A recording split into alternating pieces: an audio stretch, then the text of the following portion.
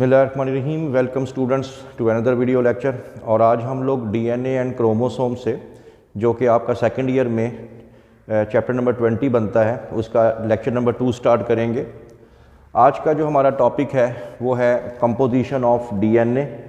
तो जब भी कंपोजिशन के हवाले से बात की जाती है तो उसमें हम लोग उसके जो केमिकल, उसकी जो नेचर होती है उसको डिस्कस करते हैं। तो केमिकली जो क्रोमोसोम्स हैं उसके अंदर 40% डीएनए और प्रोटीन्स जो होते हैं वो 60% तक होते हैं। तो प्रोटीन कौन से हैं वो हम लोग बाद में देख लेते हैं। तो ये आप लोगों का एमसीक्यू हो सकता है।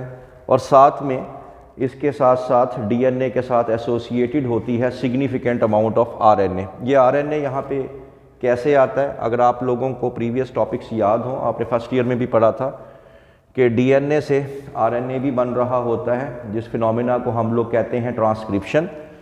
तो इसी वजह से डीएनए के साथ जो अमाउंट होती है आरएनए की वो भी उसके साथ अटैच होती है।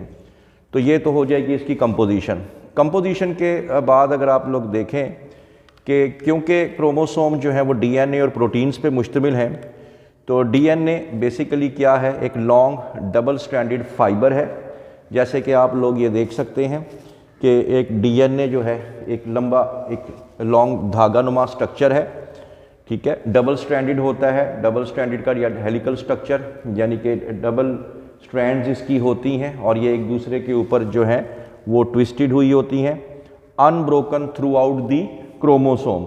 अब ये जो क्रोमोसोम के अंदर जो डीएनए होते हैं वो अनब्रोकन बताया गया है। अनब्रोकन से मुराद ये है कि हमारे पास एक क्रोमोसोम के अंदर डीएनए का जो मॉलिक्यूल होता है वो एक ही मॉलिक्यूल जो है वो कहलाता है। तो इसमें जो ऐसे कुछ होगा कि पूरा का पूरा जो डीएनए होता है क्रोमोसोम के अंदर वो अनब्रोकन होता है। कि ये नहीं होता कि दरमियान में डीएनए यहाँ से टूटा हुआ है, ऐसे टूटा हुआ है, ऐसा नहीं होता। एक क्रोमोसोम के अंदर पूरा का पूरा थ्रेड जो है उसकी एंटायर लेंथ के ऊपर होता है और it is regarded as one molecule. DNA का वन मॉलिक्यूल ही कहलाएगा क्योंकि वो अनब्रोकन है और एक ही साथ साथ वो पूरी स्ट्रिंग जो है वो अटैचमेंट इसके साथ होती है, तो कहीं से भी ये ब्रोकन नहीं होता। उसके बाद आप लोगों ने एक और इन्फॉर्मेशन कि एक जो क्रोमोसोम है वो उसके अंदर 140 मिलियन न्यूक्लियोटाइड्स होते हैं और ये बड़ी एक एनॉर्मस अमाउंट है। आपने नहीं भूलना कि 1 मिलियन जो है वो 10 लाख के बराबर होता है। तो यहाँ पे 140 मिलियन न्यूक्लियोटाइड्स होते हैं। और amount of information in a chromosome, अगर आप लोग ये मान लें कि अगर 140 मिलियन न्यूक्लियोटाइड्स हैं एक क्रोमोसोम के अंदर, तो हमारे पास न्यूक्लियोटाइड्स कितनी तरह के होते हैं? 4 तरह के होते हैं, adenine, guanine, thiamine and cytosine.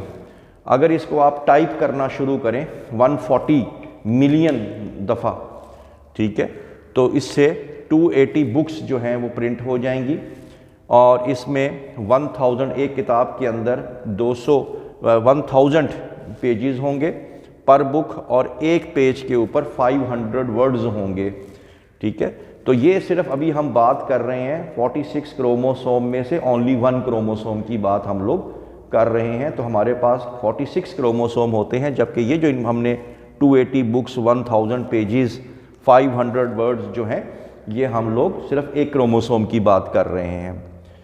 इसके बाद आपको ये भी मालूम है कि ये जो क्रोमोसोम्स होते हैं ये कहाँ पे होते हैं? न्यूक्लियस में होते हैं। और जब सेल डिवाइड नहीं कर रहा होता उस टाइम ये डीकंडेंस फॉर्म में होते हैं, जैसे धागा ओपन कॉन्फ़िगरेशन में होता है। तो अगर हम लोग क्रोमोसोम को न्यूक्लियस से बाहर निकाल लें, ठीक है, उसका जो डीएनए है वो तकरीबन 5 सेंटीमीटर उसकी लंबाई होगी। फिर अगेन एक क्रोमोसोम की मैं ये बात कर रहा हूँ। अब आप खुद सोचें कि 5 सेंटीमीटर जो होता है, 5 सेंटीमीटर वो एटलीस्ट, ये देखें आपको नज़र आ रहा है, लेकिन ये किस तरह से न्यूक्लियस के अंदर दाखिल है? पहली बात तो ये है कि हमें सेल ही नज़र नहीं आता। फिर सेल तो दूर की बात, सेल के अंदर है न्यूक्लियस और न्यूक्लियस के अंदर हैं 5-5 सेंटीमीटर वाले जो हैं क्रोमोसोम्स के डीएनए, ठीक है।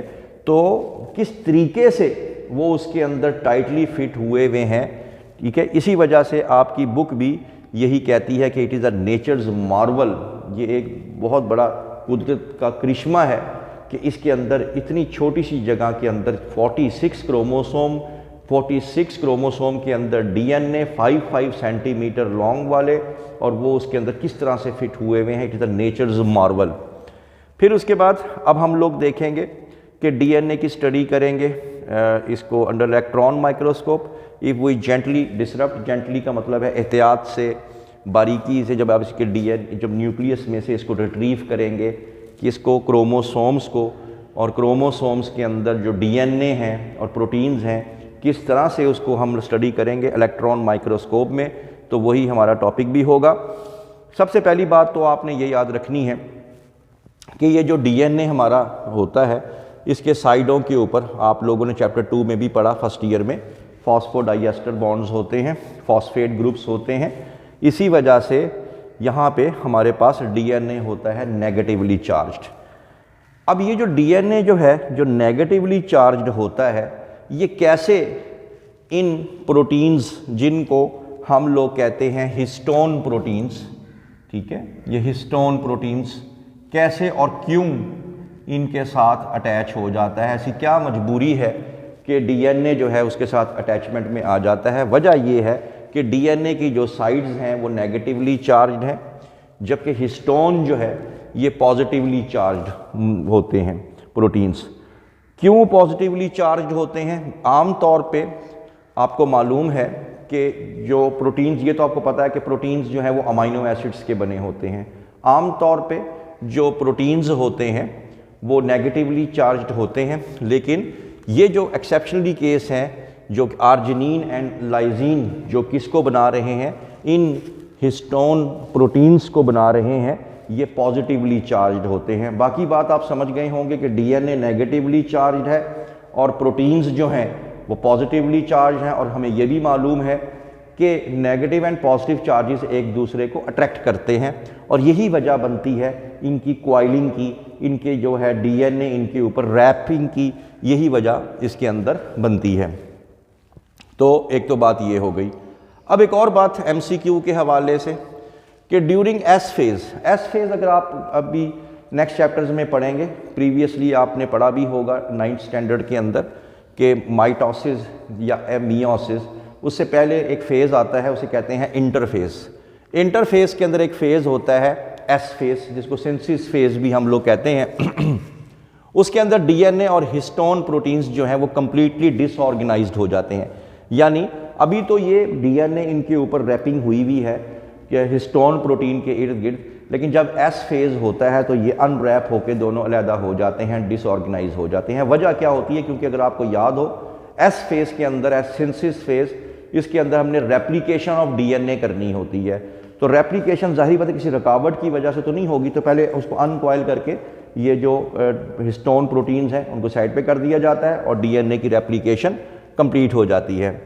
अब हम प्रोसेस ऑफ कंडेंसेशन देखेंगे कि ये इस तरीके से ये कैसे कंडेंस हुआ है क्रोमोसोम। इसको हम लोग 4 लेवल्स में तकसीम करते हैं। सबसे पहले तो आ जाए, ये तो हो गया हमारा डीएनए, डबल हेलिकल स्ट्रैंड, दरमियान में जो है हाइड्रोजन बॉन्डिंग, साइडों के ऊपर फॉस्फोडाइएस्टर बॉन्ड, और डीएनए की जो डायामीटर हुआ वो कितना हुआ? 2 नैनोमीटर। उसके बाद ये जो डीएनए है ये हिस्टोन प्रोटीन्स के ऊपर रैप होना शुरू हो जाता है। ये जो हिस्टोन प्रोटीन्स हैं ये बेसिकली 8, ठीक है, 8 प्रोटीन्स का कॉम्बिनेशन होता है। जैसे ये देखें, ये 4 हिस्टोन प्रोटीन्स मैंने नीचे बना दिए और 4 ही हिस्टोन प्रोटीन्स मान लें कि इसके ऊपर बना दिए। तो ये बेसिकली एक हिस्टोन, ये 8 जो हैं हिस्टोन के जो हैं प्रोटीन मॉलिक्यूल्स हैं, और इनके ऊपर जो डीएनए है वो रैप हुआ होता है 8 हिस्टोन। जैसे ये 8 हिस्टोन प्रोटीन्स यहाँ होंगे, 8 हिस्टोन प्रोटीन्स यहाँ, 8 हिस्टोन, और इनके ऊपर ट्वाइस रैप करता है। ट्वाइस रैप से मुराद ये है कि 1 और फिर 2। ठीक है। तो ट्वाइस रैपिंग इसकी यहाँ पे होती है। तो हम भी यहाँ पे लिखा हुआ है हमने कि इसमें रैपिंग ट्वाइस होती है और इन ट्वाइस रैपिंग के अंदर 200 न्यूक्लियोटाइड्स आ जाते हैं, ठीक है। जैसे फर्ज कर लेते हैं कि यहाँ से ये रैप होना शुरू हुआ इसके ऊपर और यहाँ से ये दोबारा ट्वाइस रैपिंग इसकी हुई, तो यहाँ से यहाँ तक 200 न्यूक्लियोटाइड्स इसके ऊपर आ जाएंगे। तो एक तो आप लोगों ने बता देना है।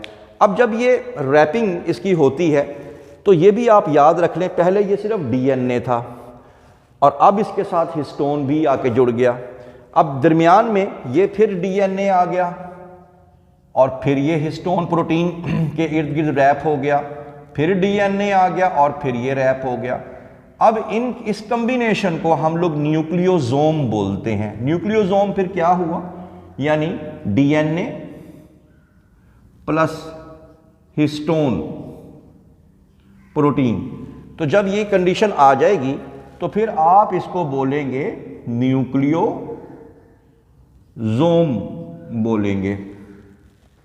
और ये जो न्यूक्लियोसोम, जब ये न्यूक्लियोसोम ये न्यूक्लियोसोम ये न्यूक्लियोसोम ये न्यूक्लियोसोम जब आपस में एक लड़ी में परोए जाते हैं तो एक स्ट्रिंग बन जाती है, एक रस्सी बन जाती है, एक धागा सा बन जाता है। अब इस धागे को आप कहेंगे न्यूक्लियोसोम स्ट्रिंग और इसकी जो थिकनेस होती है वो होती है 10 नैनोमीटर। यहाँ से 2 नैनोमीटर से स्टार्ट किया था, जारी पता प्रोटीन के इर्द गिर्द जो रैपिंग हुई उसकी, तो ये हो गया 10 नैनोमीटर हो गया। अब यहाँ पे एक और चीज़ भी बाज़ औक़ात आ जाती है कि ये न्यूक्लियोसोम है, ये इन दोनों के दरमियान जो ये कनेक्टिंग डीएनए है इसको लिंकर डीएनए भी का नाम से ही जाहिर है, लिंक करने वाला डीएनए। तो एक न्यूक्लियोसोम ये वाला और एक न्यूक्लियोसोम ये वाला और इनके दरमियान ये जो जगह है इसको कहेंगे लिंकर डीएनए हम लोग बोलेंगे। तो इसकी डायामीटर हो गया 10 नैनोमीटर। अब यहाँ देखें ये फर्दर अब क्या होता है कि फर्दर यहाँ से क्रोमेटिन फाइबर अब ये मज़ीद इकट्ठा होना शुरू होता है, ख़ास तौर पे कौन से फेज़ में, G1 फेज़ में और G2 फेज़ में। नेवर फॉरगेट कि ये इंटरफेज़ के जो है ये आगे फेजेज़ हैं G1 एंड G2। इसके अंदर ये मज़ीद ये जो गेंस हैं, बॉल्स हैं, ये आपस में इकट्ठी होना शुरू होती हैं। तो इनके इकट्ठे होने से अब ये जो धागा बनता है ये थोड़ा सा मज़ीद थिक हो जाएगा, ज़्यादा इकट्ठा हो जाएगा। तो लिहाजा इसको अब हम लोग बोलेंगे क्रोमेटिन फाइबर। तो पहले न्यूक्लियोसोम स्ट्रिंग थी, तो न्यूक्लियोसोम स्ट्रिंग इकट्ठी होना शुरू हुई तो क्या बन गया क्रोमेटिन फाइबर और इसकी थिकनेस हो जाती है 30 नैनोमीटर। अब जब ये क्रोमेटिन फाइबर आता है, क्रोमेटिन फाइबर के अंदर अगेन 2 हिस्से आ जाते हैं, क्रोमेटिन फाइबर, इसके आगे फिर 2 हिस्से आ जाते हैं। एक को हम लोग कहते हैं यूक्रोमेटिन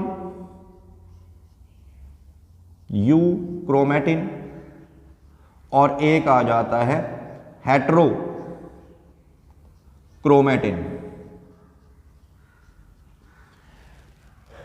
हेट्रोक्रोमेटिन और यू का मतलब ट्रू, हेट्रो का मतलब जो है वो डिफरेंट में आ जाएगा।